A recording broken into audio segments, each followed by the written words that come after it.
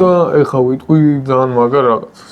ცუდი ბიჭების მერე იმდენად გაისროლა ამ მოდელმა, იმდენად მოეწონა ხალხს, რომ უნდათ ესეთი მოდელიც კი რო. არა, ეგ ცუდი ბიჭების მერე რომელ წელს არის გადაღებული? 95-ში. ხო, მაშინ მართალი ხარ. ხო. ცუდი ბიჭების მერე ანუ ესეთი ვიზუალი და მოთხოვნადი გახდა რა ავტომობილი. და გადაწყვიტეს პორშეში დაფიქრდნენ. ფილმად ლიცენზია გასცა სტუდიამ რომ გაეკეთებინათ ესეთ ვიზუალზე სერიულად გამოეშვათ რა. და გადაწყვიტეს პორშეში რომ 965 სახელით გამოეშვათ. ესეთი ზუსტად ესეთი პორშე, მაგრამ იმდენად ძვირიჯდებოდა ესეთი ვიზუალით და ესეთი მონაცემებით, რომ ეგრევე გადაიფიქრეს რა.